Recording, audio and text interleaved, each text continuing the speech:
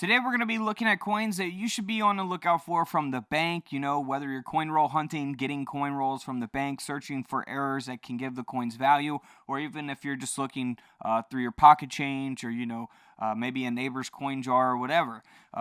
Collectors do, search through all kinds of different stuff, but we are looking at coins that are worth a lot more than their face value.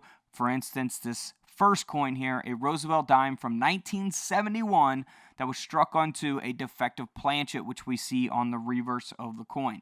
Now, this coin is graded by Annex at an AU58. If you're not familiar with coin grading, I have videos on that. The highest grade you can get on a coin is a 70, meaning it's in the best condition.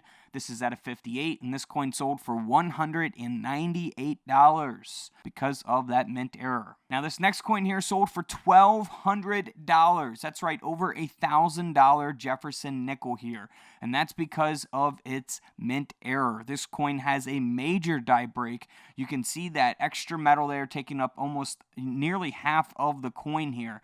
So you can look for these die breaks. They're also referred to as cuds. On all kinds of different coins, pennies, nickels, dimes, quarters, and so on.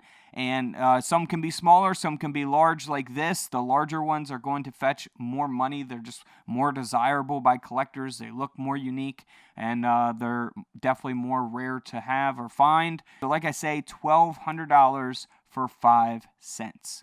Now, this next coin sold for $240. It's a 1985 Jefferson nickel. Looks normal on the reverse, but as we flip the coin over, here on the obverse of the coin, you'll notice that copper center there. Now, what happened here was a piece of copper fragment was struck into the Jefferson nickel when this coin was being minted. So this coin ended up selling for $240. Next up is a pretty extreme type of mint error, very noticeable type of mint error. Something like this I don't see getting passed up very many times at all. It's a 1985 Washington quarter that has been double struck. Of course, this error kind of speaks for itself.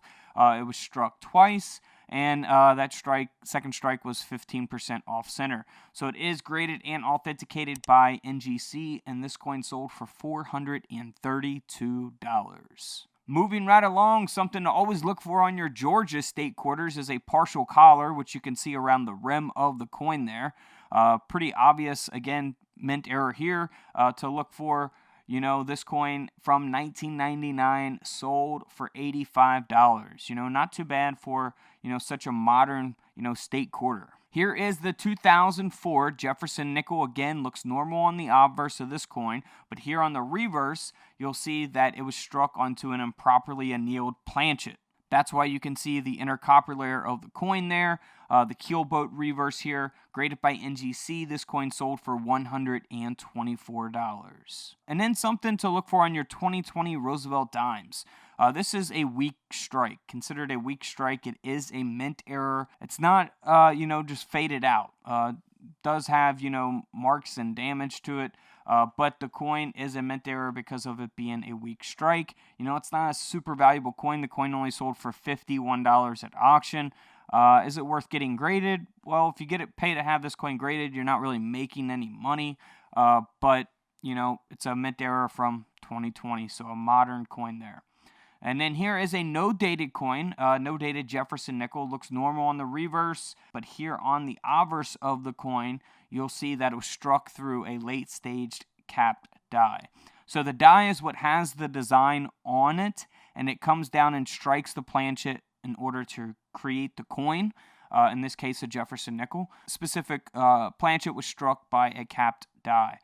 So this coin ended up selling for $51 at auction as well. So always pay attention to your coins. You never know what you might come across out there. Even if it's a $20, $25 coin and, it's only 10 cents, you can sell it on eBay and make some money. Even if it's like 10 or 15 bucks you're making off a coin. If you can find a good amount of them, you could always make some money. But of course, a lot of the extreme type of errors are very, very, very difficult to find. So tomorrow we'll have another coin video. Make sure you guys come back for that. And don't forget to subscribe in the middle. Feel free to check out the videos to the left of me. And until tomorrow, I'll see you guys in the comment section below. This is Couch Collectibles, and this is where I disappear.